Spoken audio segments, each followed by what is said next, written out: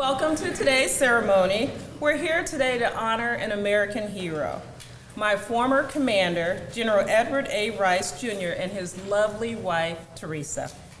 We pause today to celebrate him for his vast contributions to the city of San Antonio, to the state of Texas, and to the United States of America, and for the impact he's had on all of our lives. And I can personally attest to that. He's had a major impact on my life. I'm Jacqueline Herring Jones, as my husband alluded to earlier, the wife of Christopher Herring, the president of the Alamo City Chamber of Commerce, and I will be your master of ceremonies today. Ladies and gentlemen, please rise for the arrival of General and Mrs. Edward A. Rice, Jr. He'll be escorted by our immediate past chairman of the Board of Directors, Theo Andela Guthrie.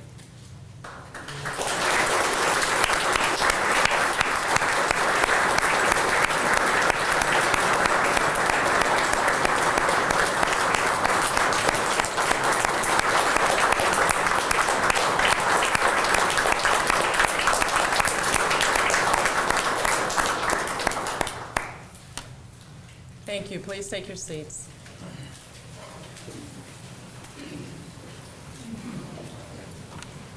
Welcome, General and Mrs. Rice. Today's ceremony is an opportunity of a lifetime for the Alamo City Chamber of Commerce, along with our business partners, to recognize a leader of Military City, USA, who has led hundreds and thousands of military personnel worldwide. He has managed billions of dollars of military assets, money, and personnel, and did so in both peacetime and wartime.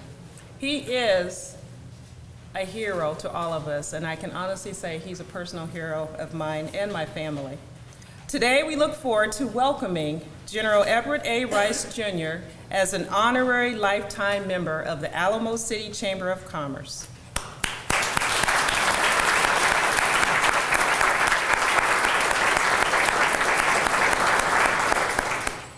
Joining us here today are the who's who of the city of San Antonio and the Chamber of Commerce and some of the U.S. military.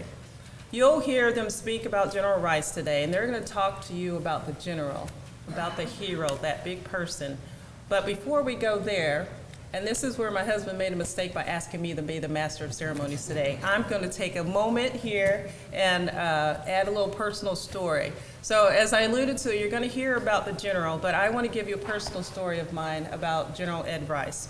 I need to take you back in time a little bit. I need to take the general back in time a little bit. So I'm going to take off my master of ceremonies hat, put on my 28th bomb wing hat. Okay, I have to tell you a story because I would not be standing here today doing this, and you would not have the president, Christopher Herring, as president of the Alamo City Chamber. So I'm going to go back to the year 2000. Christopher and I were married July 1st of 2000 in Washington, D.C. And so immediately after that, we had a quick honeymoon, and I was off to Air Command and Staff College. And it's one of our professional development schools located in Montgomery, Alabama. So I was proud to be there, and it's a big honor and a huge accomplishment to get to go to this school in the first place. And all of our students, as we're sitting there, we're going through this program, we're anxiously awaiting if we're going to make what we call the command board. If we're going to be selected, one of the cream of the crop, selected to be a squadron commander. Most of us are young majors, and this will be our first opportunity to put all those skills, that Air Force training, into place and lead our own organizations. So near the end of the school, about a 10, 11-month program, we find out whether or not we're going to be selected as commanders. So one day, I get a phone call, and on the other end of that phone is General Rice. And he was Colonel Rice at the time, and he said, "Hello, is this Jacqueline Jones?" And I said, "Yes, sir." And he said, "Well, congratulations. You're going to be my comm squadron commander." And oh my gosh, I could have peed my pants. I was just elated, honored, and wow, I did it, I made it. So I hung up the phone. I said, thank you, sir, of course, hung up the phone and went back to tell all my classmates and celebrate it. And then the story really begins because, as I mentioned before, my husband and I had just got married a couple weeks, well, not a couple weeks, but, right before I went to the school. So I immediately started thinking, oh my gosh, what about my husband? He's on active duty also. And for those of you that are not military, the military does not necessarily assign husband and wife together, as most of you probably know that by now. They try, they'll do their best, but it's not a guarantee.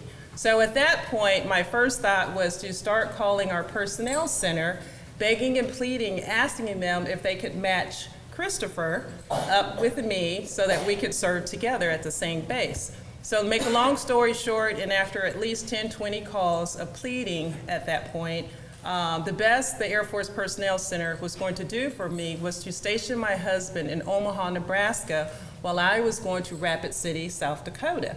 And they said, it's only a 5-6 hour drive, you can do it. Well, if y'all know that area of the country, Nebraska, South Dakota, that was not going to be a 5-hour drive every other weekend. So I was at my wit's end. On one hand, I was excited to be the commander. Second, I was probably not going to be with my husband. So I said, wait a minute. And I think it was the Holy Spirit speaking to me. Why don't you just call your new boss and ask him what he can do for you? So I took a leap of faith, and I was like, wow, he doesn't even know me like that. I'm already asking for favors. But you know what? I had nothing to lose. So I picked up the phone. I called his exec, called and took the message, and sure enough, General Rice called me back within that day, promptly. Of course, I didn't expect him to call me back so quickly, but he called, and so I asked him, I told him what was going on. I said, sir, is there any way you can get my husband there, signed there along with me? I said, I've worked through the process. AFPC said the best they can do is off it, Omaha, Nebraska. Can you please? And he said, Jacqueline, I'll get back with you. See what I can do. In his General Rice voice. So within maybe a day and a half, 2 days, General Rice called me back and said, Chris is coming to South Dakota with you. I've worked out a job position for him.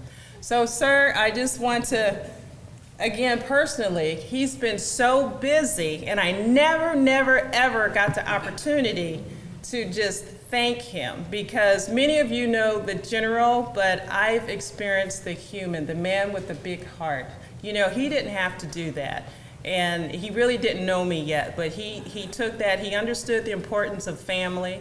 He understood all those kinds of things. And if Christopher had not been assigned with me, the sequence of events, how life works out, we would not have 2 beautiful children today.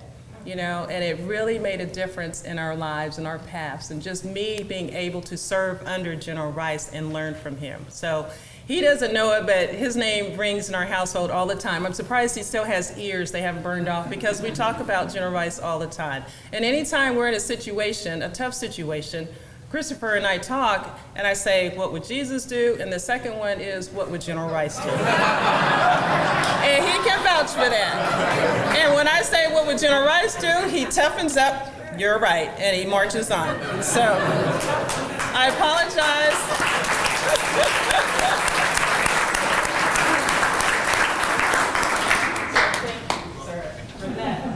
Setting in place our sequence of events for our family. Okay, I got that head off, back on the narrator. Civilian now, once again. Okay, Evelyn Torres from the Chamber of Commerce will come forward to introduce our distinguished guests. Evelyn?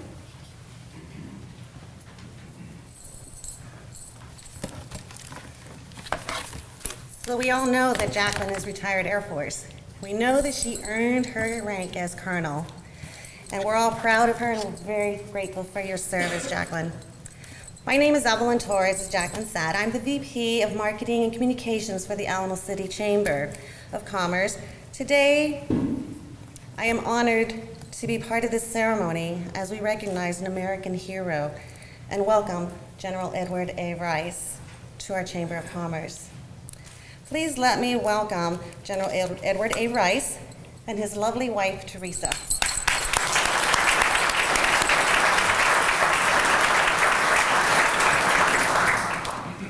we have someone else in the audience that I would like to recognize, a few people actually. Please welcome the longest-serving airman in the United States Air Force history, another great leader, our friend and our mentor, Major General Al Flowers Sr. and his lovely wife, Ida.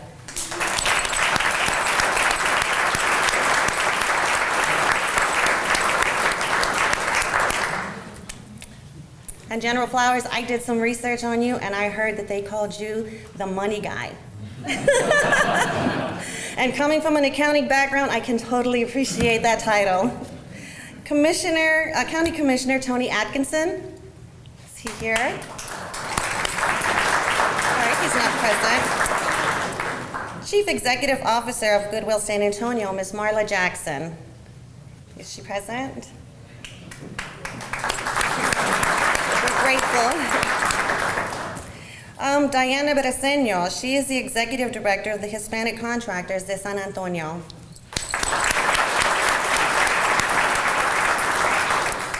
'24th Air Force Command Chief, Chief Master Sergeant Alfred Herring.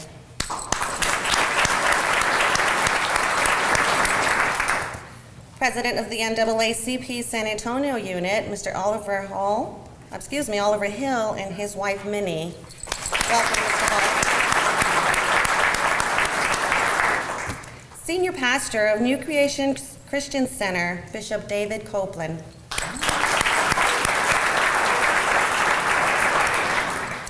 Now, Colonel Jones mentioned that we have living legends here today among us. One of our original Tuskegee Airmen, and ladies and gentlemen, please help me in greeting Dr. Granville Coggs.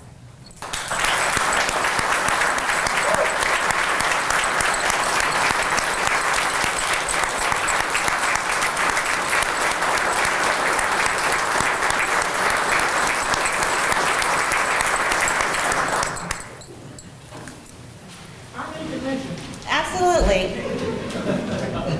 Somewhere in this program, I need 3 minutes on the microphone. All right. Absolutely. Another Tuskegee Airman, I'm not sure if he's present, Mr. Bynum? He's not present. He had RSVP'd and we were still looking forward to having him, so I want to announce that I did get the pleasure of meeting him at the holiday mixer for the Tuskegee Airmen. Today we have our very generous sponsors who have made it possible for us to be here today. Let me introduce them. We have our CEO President of CPS Energy, Mr. Doyle Benaby. Thank you. We have the President of St. Philip's College, and we're very proud of our Board of Directors. She's also on our Alamo City Chamber, Dr. Adina Loston.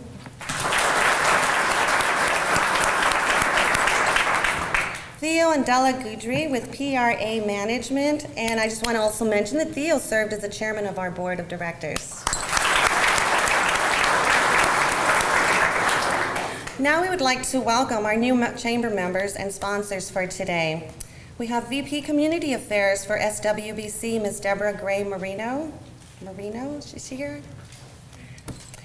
We appreciate her generosity. And President of the Atkins Group, Steve Atkins. Thank you, Mr. Atkins. Again, we would like to welcome all of you, family and friends, to show your love and support in welcoming General Rice and his family to our community. At this time, I would like for our Board of Directors and our Board of Advisors to stand to be recognized, please. Thank you.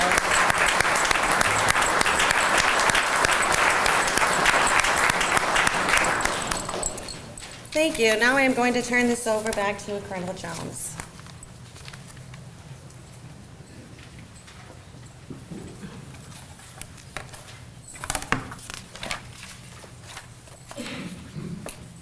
At this time, Bridget Grace will come forward to sing the national anthem, followed by Bishop David Copeland to deliver a special prayer.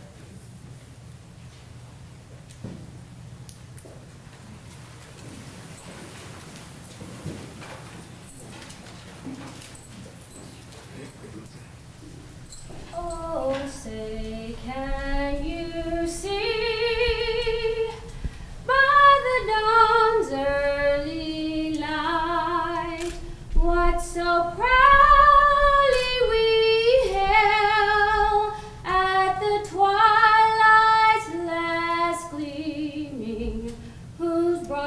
stripes and bright stars through the perilous fight. Oh, the ramparts we watched were so gallantly streaming, and the Rockies' red glare, the bombs bursting in air, gave proof through the night that our flag was still there. Oh, say does that star-spangled banner yet wave o'er the land of the free and the home of the brave.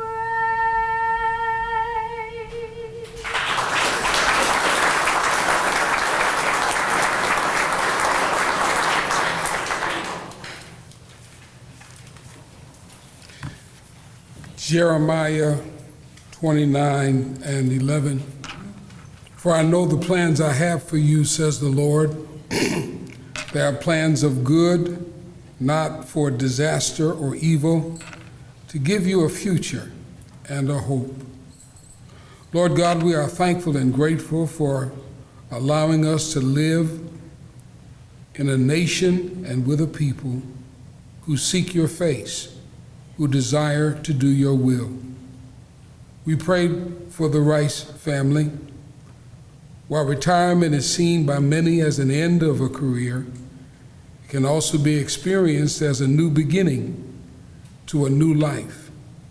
Retirement brings with it the gift of time that we are free to cherish as we wish. This is a chance to take stock of our dreams and follow those time that is to come. Far from leaving the activity of life, we now can choose to put our talents to use in other ways, in meaningful ways. Retirement is not an end of a path, but indeed new possibilities, new directions, new adventures and opportunities that you give us to follow. We pray, Lord, that you would allow those years that you give us to be useful, to be meaningful, and to continue to allow us to contribute to the good that is within us. Bless the Rice household. Bless us as we walk with him. In your name we pray. Amen.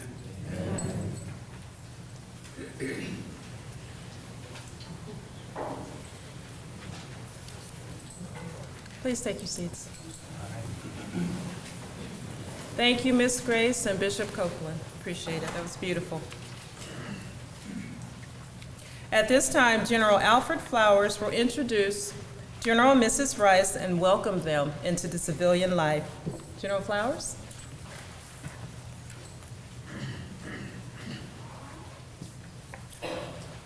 Thank you, Jackie.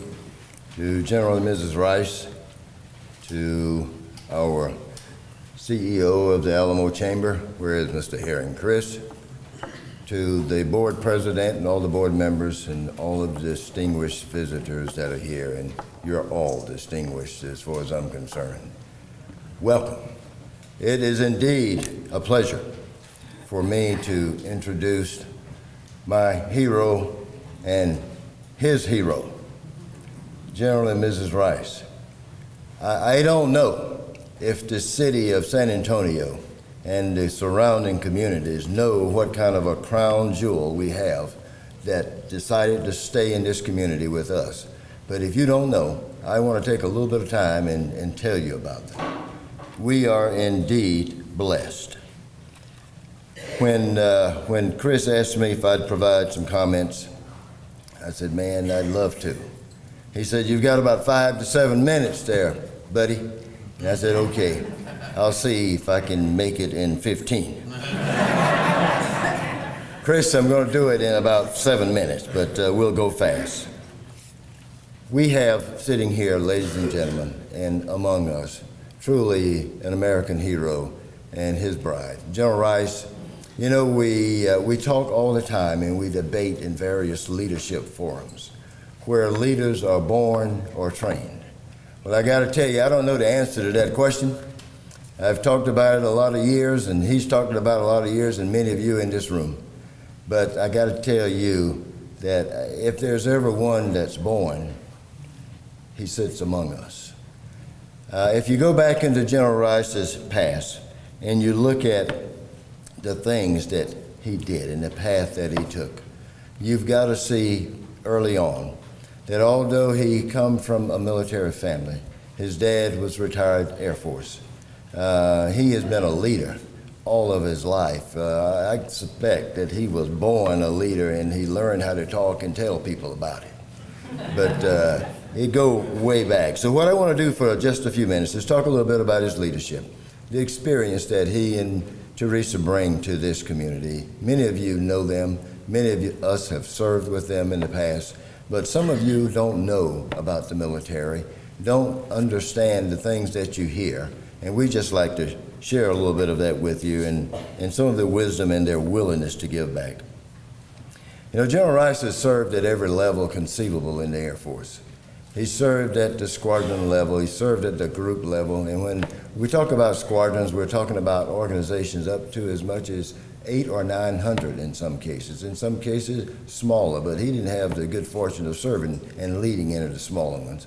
All the ones that he led were big ones.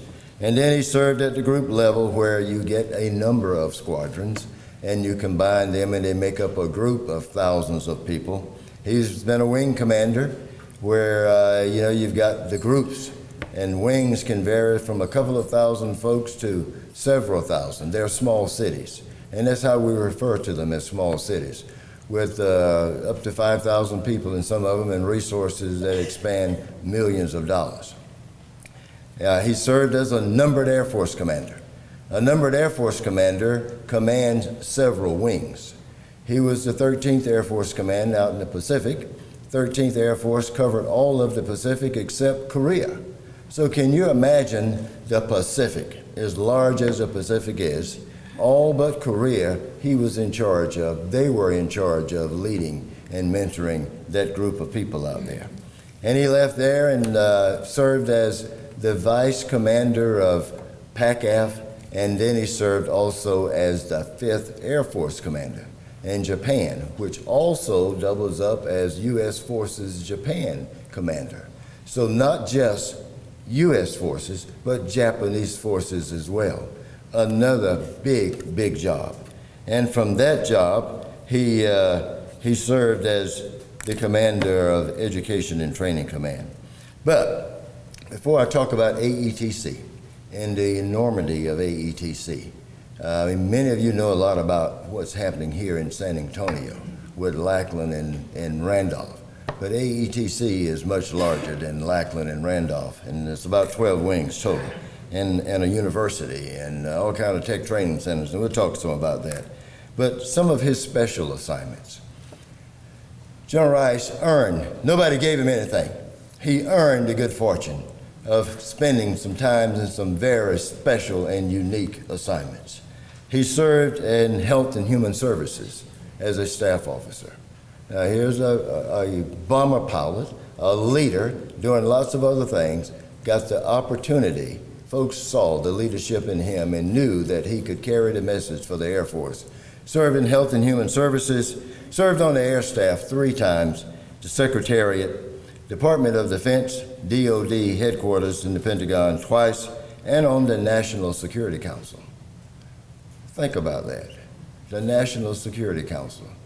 I don't know many people of any stature, of any position, any rank, with any title, that get the opportunity to serve on the National Security Council. He did. We talked about the wing that he commanded and his NAF commanders, and he comes to AETC, Education and Training Command, a little over 3 years ago, almost 4 years ago this month. AETC, 12 little cities, 12 big cities, depending upon how you define large and small, but 12 big cities with resources of about $2.6 billion a year, with a B, $2.6 billion, and some 71,000 people. That's what they led. People, lots of them. And here's a little fact about Education and Training Command most folks don't know. They've got almost more aircraft than any other command in the Air Force, 1,380 airplanes in Education and Training Command, with the responsibility to recruit, train, and educate all U.S. forces, and a lot of foreign students attend schools that AETC lead as well. Recruiting services fell under him. Basic military training here at Lackland was part of his organization. They do some great work over there. 30 to 40,000 recruits turn to airmen every year, between 400 and 1,000 every week, 50 weeks out of the year, Friday morning at 9 o'clock, part of Education and Training Command. Tech training, train over 100,000 airmen a year in various tech training centers, a lot of them in Texas. Air University, a university that trained over 26,000 a year, all under his leadership. Air Command and Staff College, Air War College, the Home Center, and the Home Center is one of the organizations in Education and Training Command that I'm very proud of, because I had the opportunity to command the Home Center. And you talk about ROTC, producing about 1,200 officers a year, 144 universities, 1,159 crosstown universities feeding the 145 now, primary universities producing officers. The Officer Training School that produce over 500 officers a year, and all of our medical lawyers, doctors, dentists, chaplains, all those folks go to training there, and we turn them out and teach them how to wear the hat with the bill pointing forward, salute, and go be professionals as they are. And last but not least, Junior ROTC, about 115,000 strong in a lot of schools across the country, 980 plus high schools with Junior ROTCs, teaching students how to be good citizens, not about how to come into the military, but how to be good citizens. All of this under their leadership in Education and Training Command. The Air Force is about 600,000 people strong, total force. Active duty, Guard, Reserve, civilians. Every one of those folks have been touched, were touched by Education and Training Command at some point in their career. I don't know of anyone in the Air Force, especially active duty or reserve, that's ever gone a full career without their lives being touched and impacted by Education and Training Command. We have here an awesome leadership team. It's the team that's been together for 35 years, the team that retired the first of this month and said, we choose San Antonio, Texas as our home, and the team that's willing to continue giving back to this great community. Sir, ma'am, thank you for all that you've done. Thank you for what you are still doing. God bless you, and it's an honor to have served with you, and it's an honor to know you, call you friend, and to live with you in the greatest city in the United States, as far as I'm concerned. Thank you very much.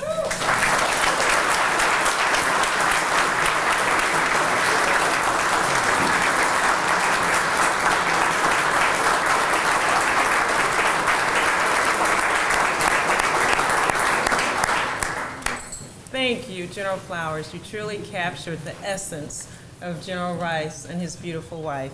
Thank you for those words, and I thank you, sir, for your continued leadership also. At this time, we have a special presentation by the Tuskegee Airmen. Their local president, Colonel Rick Sinkfield, will come forward to make the presentation.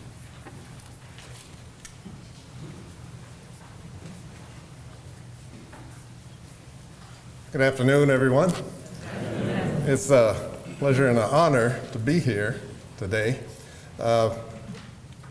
As she said, I'm the president of the local chapter, Tuskegee Airmen, and I kind of think of my career and everyone who comes throughout the Air Force as a result of the trail that was blazed by the Tuskegee Airmen. I think many of you know the story. Blacks were not permitted to fly. They were not permitted to do anything other than prepare food or any menial tasks and that sort of thing. These guys were asked to come in and prove beyond a shadow of doubt that there's no way this could be true, that's all that they were capable of. In fact, they exceeded that notion. They went well beyond it, way beyond what anyone thought that blacks could achieve. And in so doing, they established a level of excellence for which I think we are all trying to live up to. And they're the ones that blazed the trail for us. And so, and I just want to say that that is really the connection, I think, between the Tuskegee Airmen and the folks that we see today in today's Air Force. That was the Army Air Corps back in those days, but they were flying. They were flying. They were doing the communications. They were doing the administrative work.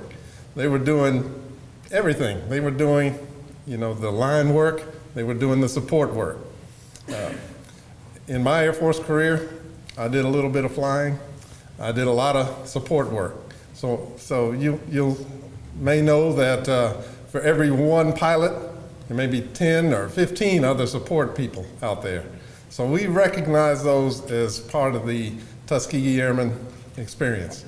And I'm going to yield a little bit of my time because we have someone here who's a distinguished Tuskegee Airman, original. We call them documented original Tuskegee Airmen.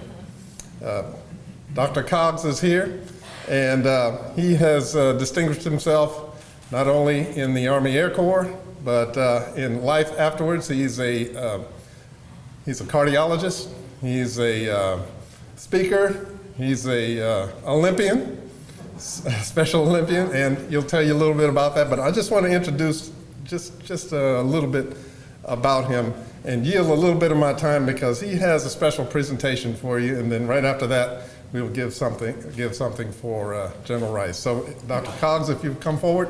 Yes, and I'm 88 years young, and I appreciate all help given me.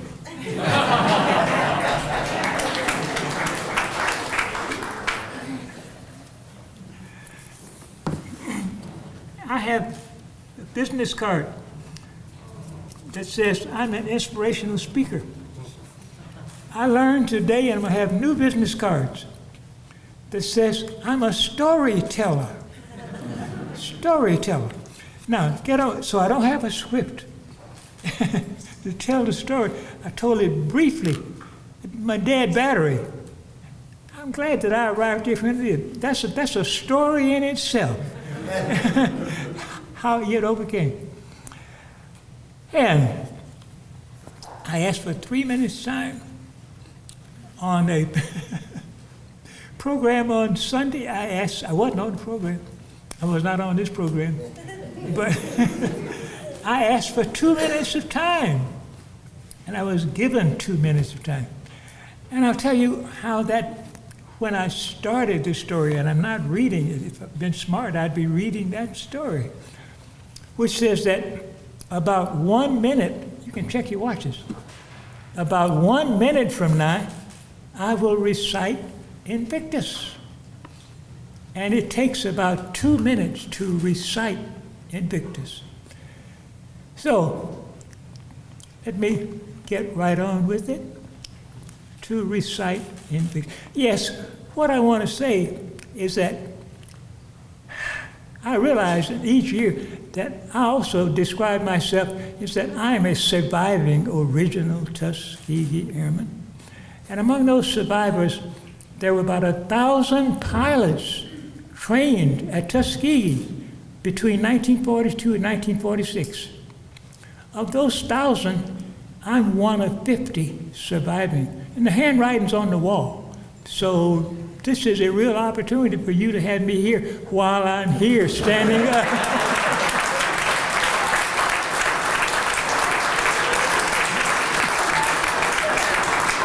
The handwriting's on the wall. And this was not prepared. I look different. This is a black tie event for me. A black tie event for me. And I've taken a picture off the wall of our home today, which was taken less than 6 years ago, and in my memory, I don't remember when it was. I think it was Air Force directed. Yeah, show the picture and pass it around, because this is a historic picture. This is a historic picture, and I have a request. I want to have a picture of me taken with General Rice and his bride, because what this picture shows, and this also tells you that one, Tuskegee Airmen were forerunners of where the Air Force is today. When this picture was taken roughly 6 years ago, and the reason I know it was taken 6 years ago, it was 6 years ago that I received my bronze medal of the Congressional Gold Medal Tuskegee Airmen. Yeah. And that's what I'm wearing in that picture, is my congressional. As a matter of fact, I'm wearing, I decided, hey, what am I going to wear? I looked at the picture on the wall, and I'm wearing what is on that picture. And the stories that I need to tell you, this is a black tie event. This tuxedo is 65 years young. That when I was in college at the University of Nebraska in 1948, downtown Lincoln, Nebraska, Gold's department store. This is the tuxedo. It's an achievement for me to be able to wear this 65 years later. And some other things is that this shirt, this is the same shirt that's in the picture. This shirt is 30 years old. 30 years old. I got it in 1883, and that's when I joined the San Antonio Symphony Master Singers. So this was our work uniform. And the lady that was in this picture, and I'll just share it with you, she was an 82-year young lady when this picture was taken. She's not here today, and don't tell her what I said about it, but I will tell you that today, well, both of us should live to be 100. She has a healthy lifestyle. Today she took a nap before swimming. That's the lifestyle. And that's this young lady, and she wasn't up to it today, to be here. So that's why she's not in this picture. This picture was taken at the direction of a 4-star general who has preceded General Rice, Big Newton. He wanted his picture taken with original Tuskegee Airmen. And that's how this picture was developed.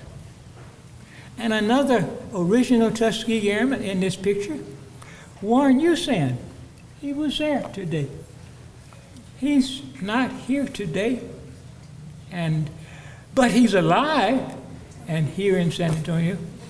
Of the alive donors, I'm the one that walks around the most.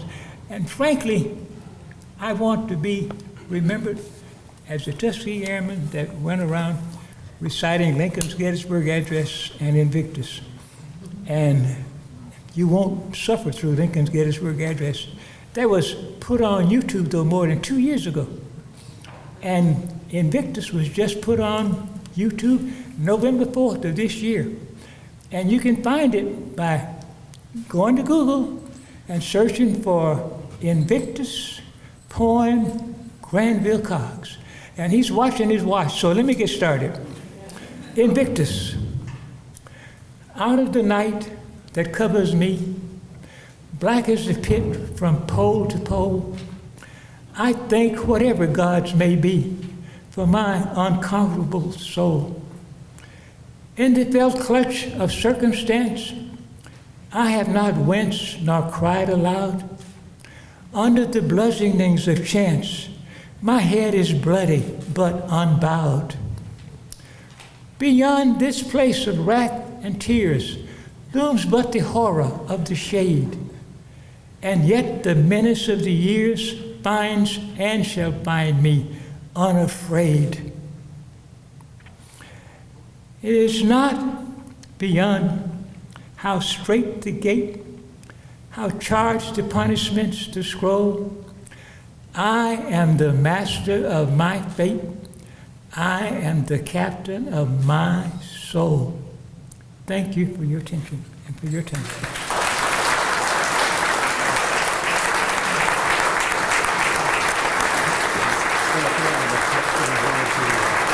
Okay. Thank you. You can tell I enjoy this.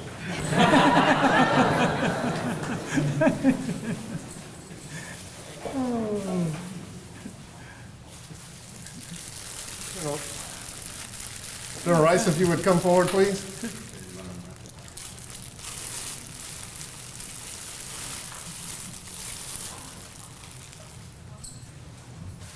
And because you know that Tuskegee Airmen were heroes, and they were heroes to us. They were heroes to the U.S. Armed Forces, and you're a hero here for us. And we wanted to give you a little something to remember us by. That poem that Dr. Cogs just recited, it's a poem of hope. It's a poem of triumph, really. And that's where we need to be. And that's where you're going to take us. And you've taken us thus far. So we'd like to present this to you. Thank you. And in remembrance of us. Yes.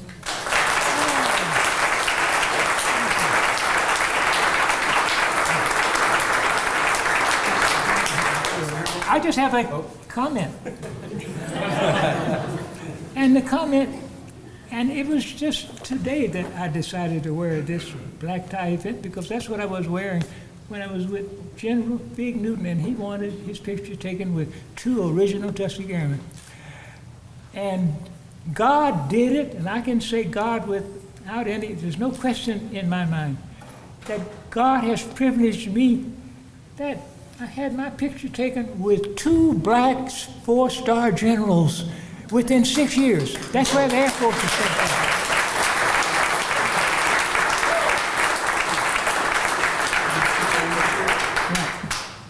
Oh, yeah. All right, here we go. 3, 2, 1, good. 1, 2, 3, just over here. Very nice, thank you. On 3, everybody, Tuskegee! Tuskegee! I didn't even count. Thank you. Thank you. Made my day.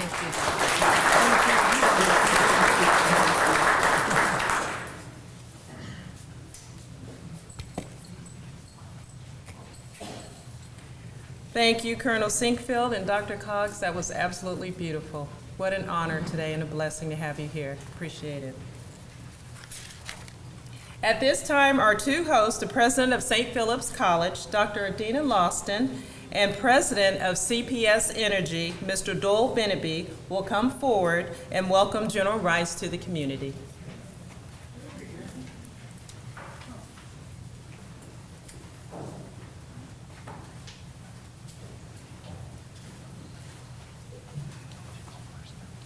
Thank you. Good afternoon. And welcome to our point of pride in the community, St. Philip's College. I am pleased and honored to have this opportunity to welcome you all to our campus, but most especially, St. Philip's College. We view General Edward Rice, Jr. as a high-value target. An individual that is in an elite class who has soared with eagles because he knows how to fly every plane that's known to man. He is a giant icon, an iconic figure for us, a dynamic speaker, because just 2 days ago, he served as our graduation speaker. And he inspired the entire class spellbound, home run. When a general goes up to speak, there's a bit of trepidation and concern as to whether or not he can captivate the minds and the attention of the students. It is without a doubt, General Edward Rice made a grand impression, not only on our students, but also on the faculty and the staff, everyone that was present in that graduation ceremony on Friday night. I'm going to ask and also recognize the members of the St. Philip's College family. Will you all stand as we give him another round of applause, please?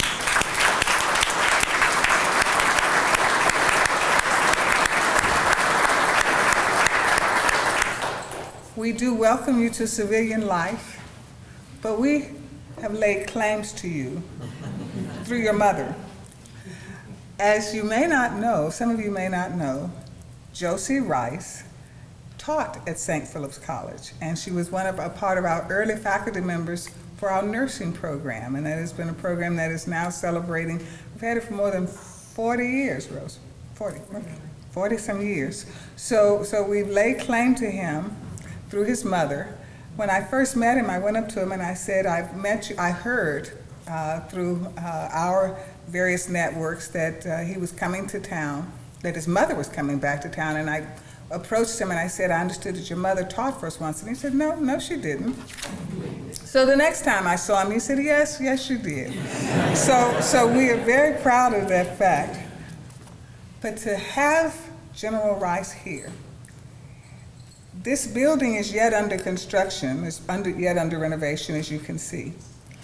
We have an event planned for February the 2nd. There's a rededication and a grand opening for G.J. Sutton, was the first black legislator for the state of Texas. But because they needed a place for General Rice, because he is a high value target for us, General Rice, he gave our students, he said, there's just 3 words, attitude is everything. So for us, we give you back high value target. When you understand that he is in a very small elite class, there are only 6 4-star African-American generals in the Air Force. Only 6. Chappie James, as I understand, was the first. And so when we get to 6 African-American 4-star, that's a small elite class. And so yes, we'll open our doors for you, gladly. We are so pleased to have you here, and we do welcome you to civilian life. Welcome to the community. You have a home here at St. Philip's College. And as you said, he says he's comfortable now, and he doesn't want to do much. But when you figure it out, and you get tired or you get bored, come on over to the East Side. Because I do want, the president of our East Side SAGE organization, Jackie Gorman Johnson, I know she'll welcome him, and the board chair, Jillian Burley of SAGE. We would love to have you find something to do over here on the East Side. Welcome to civilian life. Thank you.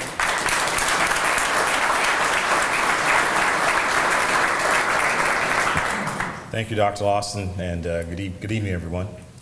Again, I am Doyle Bennett with CPS Energy. My comments are going to be fairly brief. In fact, General Flowers, I'm going to make you whole because I think you went over 15 minutes. Just kidding. But on behalf of all of our team at CPS Energy, and really, I think I could safely say that I represent other factions of our community, whether they be municipal, our Board of Trustees, and other parts of the community. We are really delighted to support this cause. General Rice, congratulations, Mrs. Rice. I'd like to say or acknowledge the Alamo City Black Chamber Board, its CEO, Chris. Thanks for your new spark of energy. We appreciate it, and we look forward to supporting you. I think a lot of the comments that are relevant have really been said for civilians like myself. I think Jacqueline probably summarized General Rice's impact in terms of mentoring and leadership. In fact, many of you know I have at times a very challenging job. And so now, in fact, I'm a high-value target to the media. But that's another story. But I think as I think about how I'm going to make decisions going forward, I now have another path on the decision tree. What would General Rice do? So that's going to be very, very helpful. So thank you for that, Jacqueline. But I think, on a serious note, all communities, all vibrant, meaningful communities, especially the African American community, should have rituals. And one of the most important rituals is to honor distinguished leadership and service. And I think this represents that, and I am really delighted to be a part of it. I think General Rice and what you have stood for embody everything that a vibrant community would want to stand for. And we at CPS Energy believe that your service has been a guiding light for us also. We pay a lot of attention to giving back to the community. We pay a lot of attention to education and training, and a lot of the facets of your distinguished career that have really been important and valued to a whole lot of others. Also, I'd like to say just broadly, as again a civilian, I want to say thanks to all the members and former members of the service who are here, and for what you do in allowing us to do what we do, because I couldn't do what you do. So thank you all for that.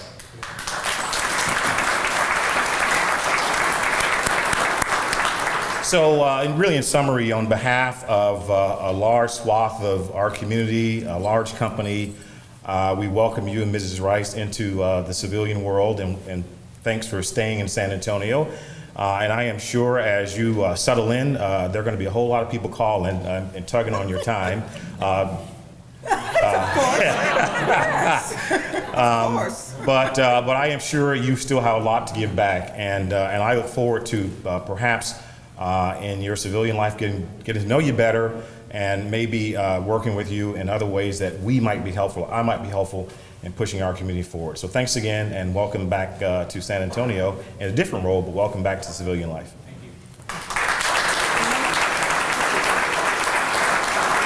Doyle, you were kind and gracious. There was no slight intended. I didn't mention the general's general, Teresa Rice. Teresa, forgive me, please, but we look very much, we appreciate your support, and we look forward to working with you as well. Thank you.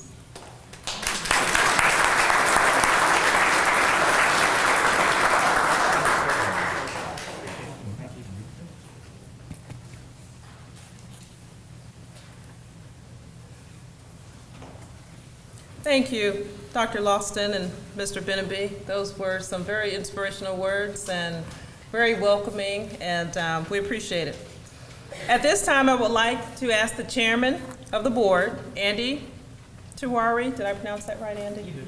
Okay, to come forward and present our honorary lifetime membership to General and Mrs. Rice to the Alamo City Chamber of Commerce. Good afternoon, and thank you for joining us in honoring General Rice. I know we started a little early, and it's a little bit difficult sometimes to take time away from work. We appreciate it. I'm going to quickly say thank you also to our sponsors and everyone that works behind the scenes to make an event like this possible. I have to tell you, Dr. Lawson, every time I come over here, I look at something new, and it just looks wonderful each and every time. So we appreciate the hospitality. General Rice probably won't remember this, but the first time I met him was actually at a Spurs game. And to give you an idea of the aura of his leadership, I think he came in wearing jeans, a dress shirt, and I want to say boots. And I just absolutely felt the compulsion to salute and ask for orders. I think he said something about advance or cover or Bowie, I can't remember. But anyway, it was a game against Portland, as any San Antonio fan knows. They somehow have the kryptonite to our Super Spurs, and so there wasn't really much I could do. I'm terribly sorry. But all jokes aside, I'm thrilled to have the opportunity to present an honorary lifetime membership in the Alamo City Chamber of Commerce to General Rice. And General, to give you a little idea of the pedigree of this award, some of the other recipients, which include entities and individuals, are Reverend Claude Black, the San Antonio Register, which is the original newspaper supporting black business in San Antonio, and the YWCA, which lent a great deal of support to our founder, Ureta Fairchild, in her efforts to educate young black women and also to form the Alamo City Chamber. So it is a honor that we bestow after much thought. And I would like our board of directors to stand. Thank you for all the work that you do. General Rice, if you would come up.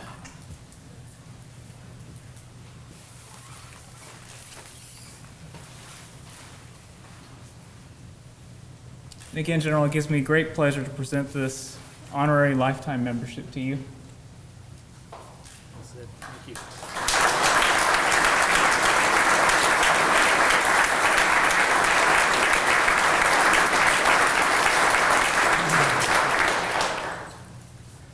I'm going to steal a little bit of Dr. Lawson's presentation and tell you, General, that the thing about these honorary memberships,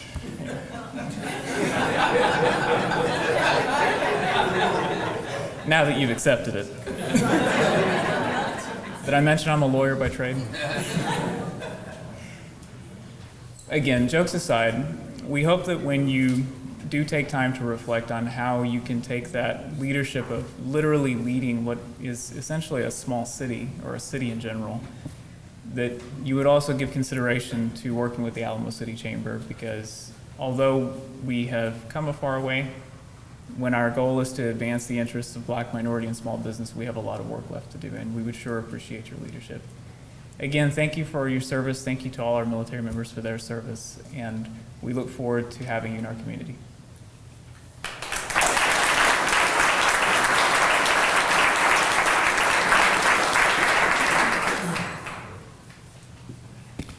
Thank you, Andy.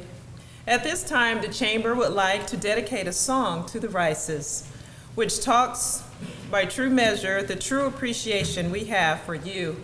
Ms. Andrea Hartleman will sing Wind Beneath My Wings, I'm sorry. I'm definitely honored to be here today. Unfortunately, I'm stricken with mountain cedar fever, but I pray this honors you.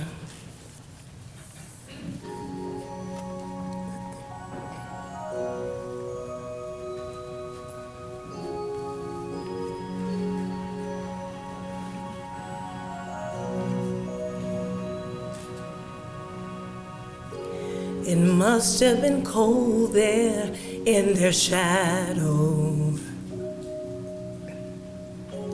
to never have sunlight on your face. You were content to let them shine. That's your way. You always walked a step behind. So they were the ones with all the glory, while you were the one with all the strength. A beautiful face without a name for so long. A beautiful smile to hide the pain. Oh, did you ever know that you're our hero? You're everything we would like to be. And we can fly higher than an eagle, yeah. 'Cause you are the wind beneath our wings.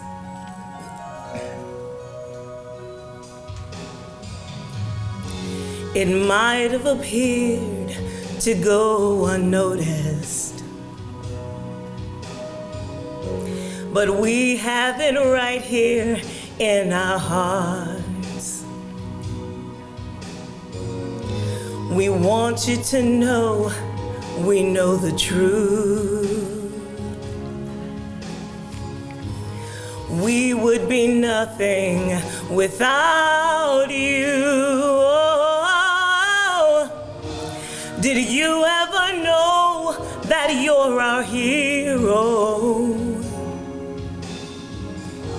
You're everything we aspire to be. Oh, we can fly higher than an eagle,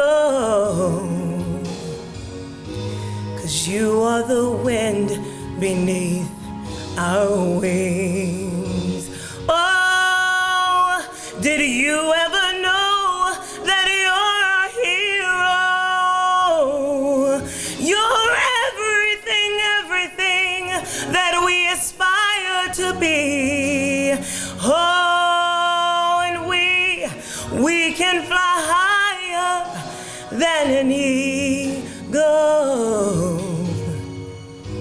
'cause you are the wind beneath our wings.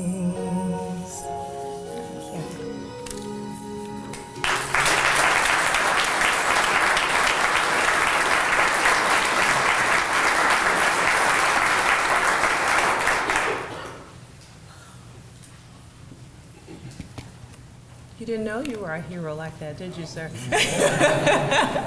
Well, I'm here to say you are. It just touched my heart. Thank you, Ms. Hardiman, for that beautiful rendition. That was absolutely wonderful. Ladies and gentlemen, we'll now have remarks from our hero, General Edward A. Rice, Jr.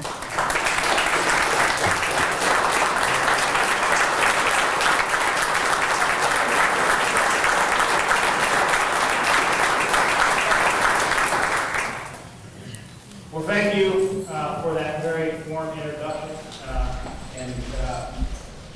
I want to add my thanks to all of you for being here today. This is a day when people like you have many other places you could be, many other things that you could be doing.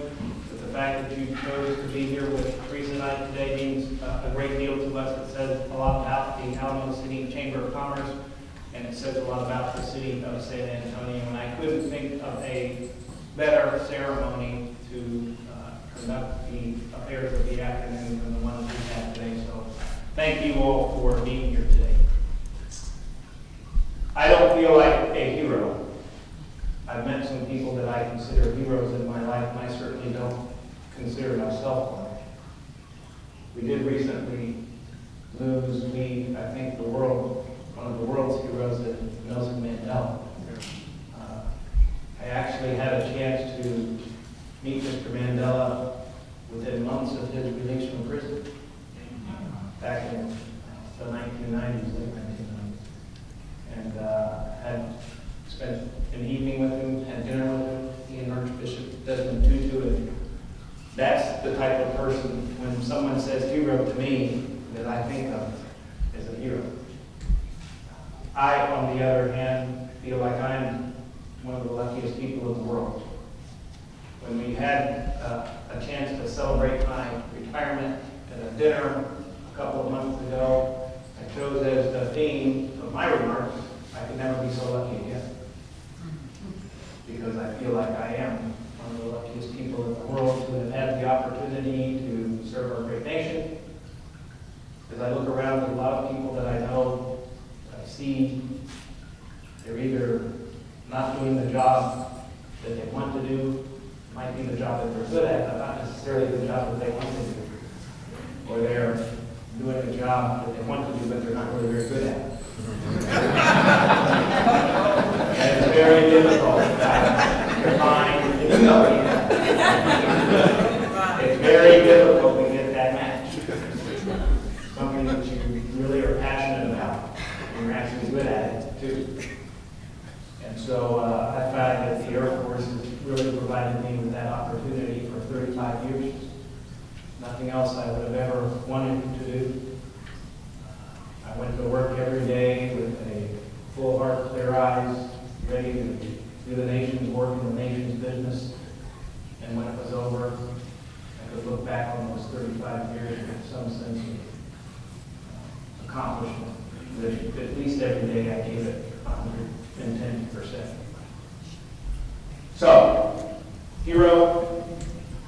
like most people, I owe a lot of what I was able to accomplish to a great family, represented by my wife Teresa here today, to great friends, to outstanding people that I work with, like the Herrings who are here, and many, many hundreds and thousands of others over the years.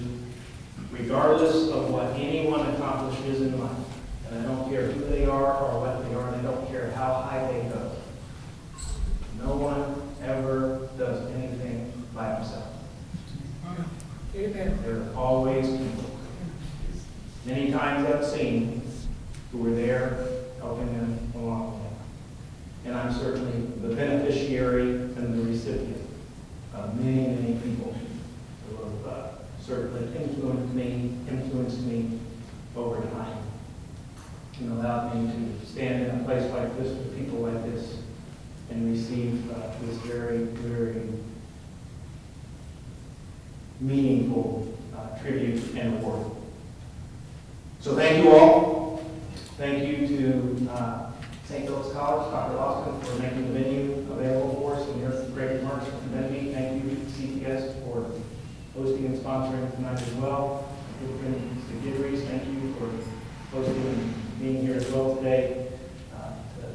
The Herrings, thank you. I know you all put a lot of heart and soul and energy into making today a success, and it's a resounding success. Let's give them a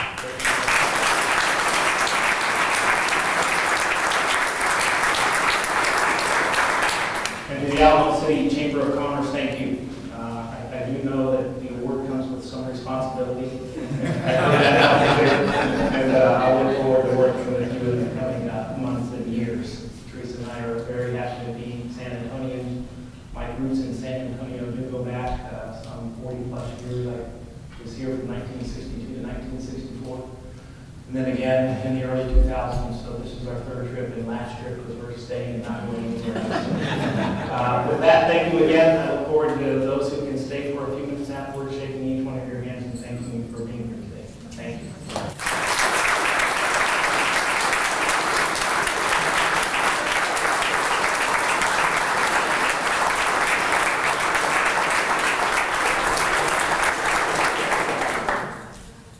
Thank you, General Rice. Please take your seats. At this time, your chamber president and my wonderful husband will come to the podium and give his personal thanks to General Rice. Oh, that was PDA. Yeah. PDA in the Air Force is kissing your spouse. You're not supposed to. No public displays of affection.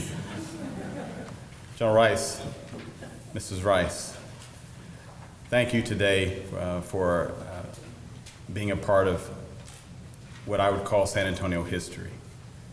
I'm choked up, and I am, because this family has meant so much to me, and I'm very grateful to the Board of Directors for passing a resolution that would enable General Rice to be an honorary lifetime member. I think that in this day, we have to make bold statements about the people who we believe in and the future that we want to carve for ourselves. And it's no easy journey. I've been in the job now for 6 months. And like any organization, you try to understand the culture, but then you also have a vision.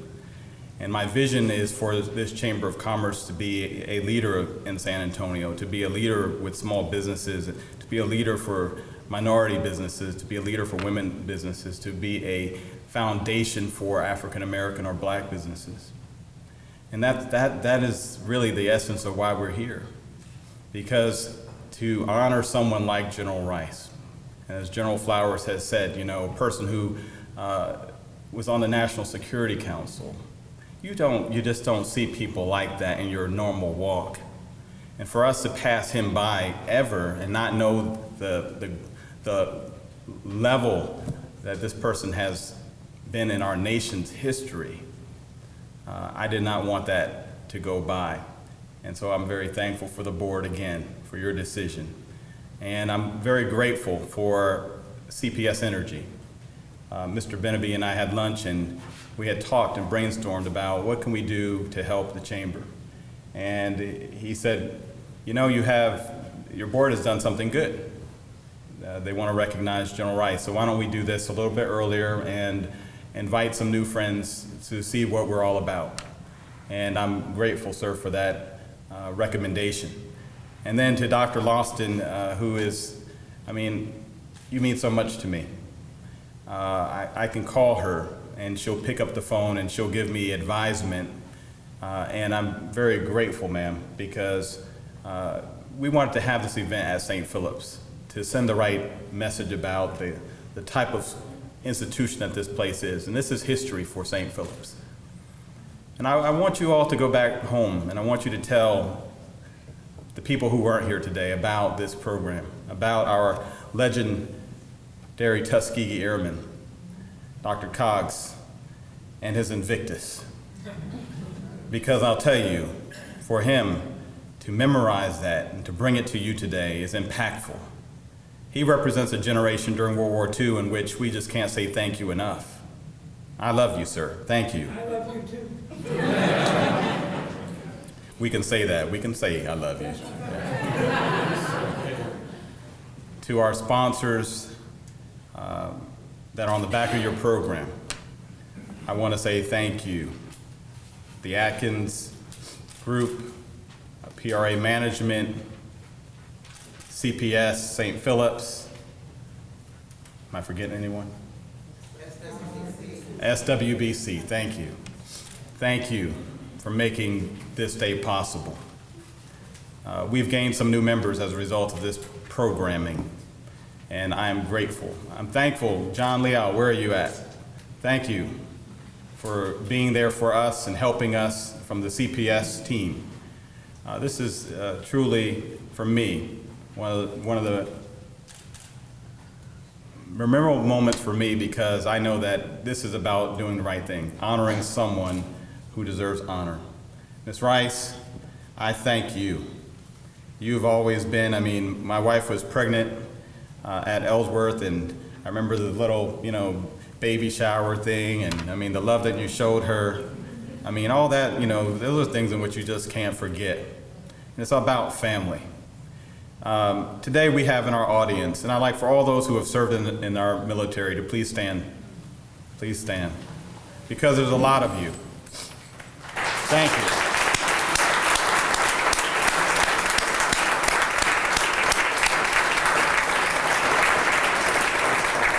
We are in Military City, USA.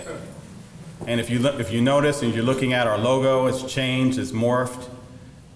General Flowers and I had a conversation. He said, we are in Military City, USA, and we can embrace it, and we're proud to embrace it.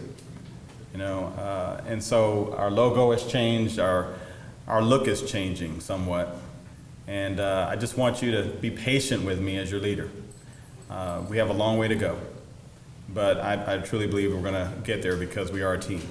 I'd like to thank my team, Sharoya Hall, Executive Assistant,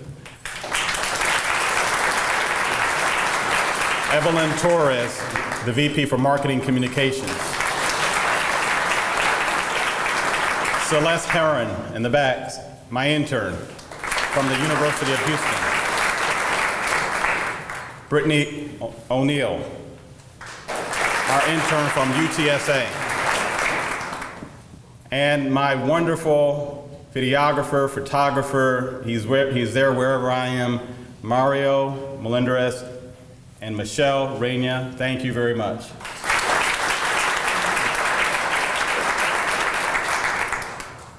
Okay, I don't think I've forgotten anybody. Oh, yes, I did. Whew. My wife. No. My wife. I tell you, she's been very patient with me. I love her to death. And I'm glad that she stepped forward today. This was perfect for her because, again, I know how she feels about the Rice family. I know how she feels about this chamber, and I'm just glad to have a great First Lady like her on my side. So thank you, sweetie. All right. Okay, so at this point in time, we're going to form a receiving line, right? You got it? Okay, so we're going to form a receiving line so that you can all shake General Rice's hand and Mrs. Rice. And we have some wonderful refreshments prepared by Chef Don from Die Hard Catering. Yes. And I want you to meet each other. And a graduate of St. Philip's. And he's a graduate of St. Philip's Culinary.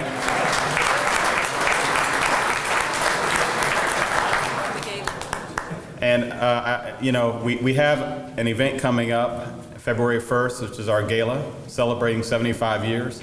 If you enjoy today, then you're going to really enjoy what we have in store for you. And again, I'm very grateful and blessed. I'm thankful that you are all here today.